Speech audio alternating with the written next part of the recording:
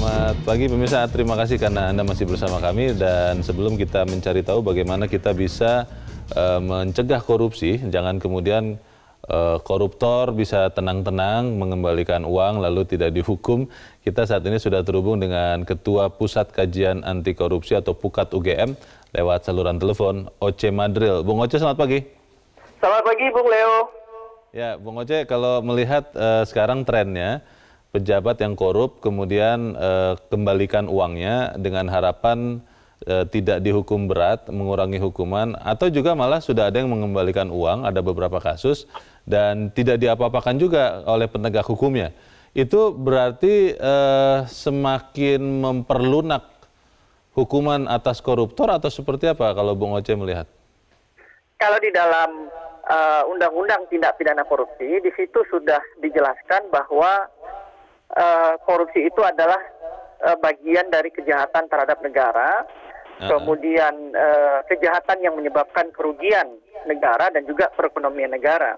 Sehingga kalau ada tindak pidana korupsi, kemudian pelakunya mengembalikan uang hasil korupsi, pasal 4 Undang-Undang Tipikor menyatakan bahwa pengembalian kerugian negara itu, pengembalian uang hasil korupsi itu bukanlah menjadi alasan untuk menghapus pidananya.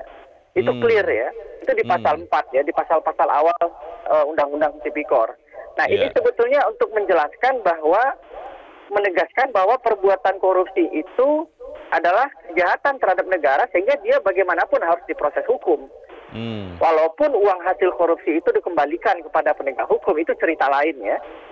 Tapi bahwasannya perbuatannya itu melanggar hukum ya, melanggar komitmen terhadap negara, mencederai kepercayaan, itu harus diproses begitu. Tapi pada pengembalian uang itu hanya faktor meringankan. Nah, itu ketika mengembalikan uang itu memang harus diringankan kemudian hukumannya. Oh, tentu harus dilihat secara keseluruhan ya.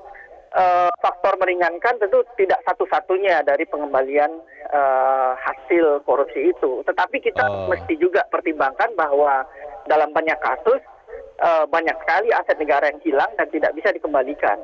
Sehingga pengembalian kerugian negara itu dianggap sebagai sebuah itikat baik dan dalam tanda kutip negara juga diuntungkan. Sehingga dalam hal itu pertimbangan meringankan kita lihat bisa diberikan ya. Tetapi tentu itu tidak menjadi satu-satunya faktor karena banyak sekali faktor lain. Kalau misalnya yang dikorupsi adalah 25 miliar, kemudian yang dikembalikan 1 miliar, itu mengelabui hukum namanya. Jadi tentu harus dilihat juga dan saya melihat ada gejala-gejala seperti itu begitu.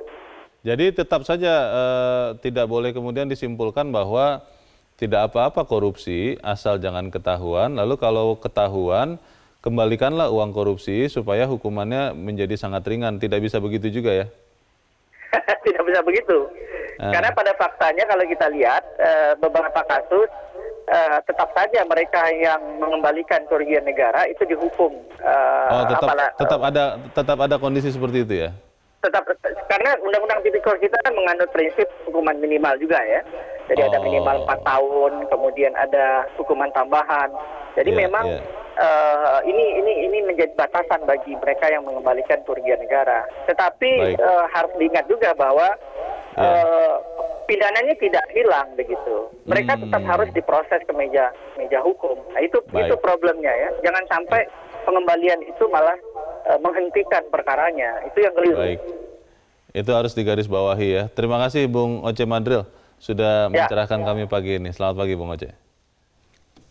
Bang Gaudens, akhirnya kemudian beberapa orang mengatakan yaitu tidak apa-apa korupsi, asal kemudian kalau ketahuan, seandainya ketahuan, dikembalikan saja karena itu kemudian akan membuat ringan hukuman atau di beberapa kasus malah membuat penegak hukum seakan-akan lupa untuk menegakkan hukumnya. Benar begitu atau tidak nih? Ya, kita melihat konstruksi hukumnya. Tentu kalau kita berbicara konstruksi hukum itu kita berbicara tentang Undang-Undang 31 tahun 1999 yang diperbarui dengan Undang-Undang Nomor 20 tahun 2001 tentang tindak pidana korupsi. Jelas sekali di pasal 2 itu korupsi itu kalau memperkaya diri sendiri. Di pasal 3-nya itu disebutkan dikatakan korupsi kalau memperkaya orang lain. Kemudian yang disebut OC tadi itu di pasal 4. Pasal 4 itu bunyinya dalam hal pengembalian kerugian keuangan negara atau perekonomian negara tidak menghapuskan dipidananya pelaku tindak pidana. Tak menghapuskan. Seperti yang diatur dimaksud dalam pasal 2 dan pasal 3. Tadi memperkaya diri sendiri atau memperkaya orang lain. Kalau kita merunut ke dalam penjelasan pasal 4, tegas juga di sana mengatakan pengembalian kerugian negara atau perekonomian negara hanya merupakan salah satu faktor yang meringankan. Atau dengan kata lain di pasalnya tadi kan dikatakan tidak menghapus pidananya pengembalian kerugian negara. Nah, sekarang kita lihat di dalam praktek. Dalam pekan ini ada 3 orang yang mengembalikan uang kerugian negara. Maksudnya koruptor ini? Koruptor, terduga korupsi. Terduga korupsi. Sidang, tersangka korupsi. 2 orang terkait dengan kasus Meikarta. Salah satunya Bupati Bekasi. Yang kedua itu dalam kasus korupsi PLTU 1 Riau, tersangkanya mantan anggota DPR Eni Saragih. Pada pekan ini mengembalikan sekitar 1,3 miliar. Ini pengembalian yang keempat, totalnya sekitar 3,5 miliar yang sudah dikembalikan. Tapi kan dia diproses. Sekarang kita lihat dalam kasus KTP elektronik. Dalam KTP elektronik itu ada 4 perusahaan dan 1 konsorsium mengembalikan uang korupsi. Ada 14 orang, termasuk di dalamnya sejumlah anggota DPR, juga mengembalikan uang korupsi. Tetapi ini persoalannya. Sampai sekarang itu anggota DPR yang mengembalikan kerugian negara, namanya saja tidak disebut oleh KPK, apalagi mau diusut. Pertanyaan besar itu harus ditahan dulu Bang Gaudens, karena nanti akan kita bahas di bagian berikut selepas jeda, dan pemirsa tetap bersama kami, Editorial Media Indonesia segera kembali.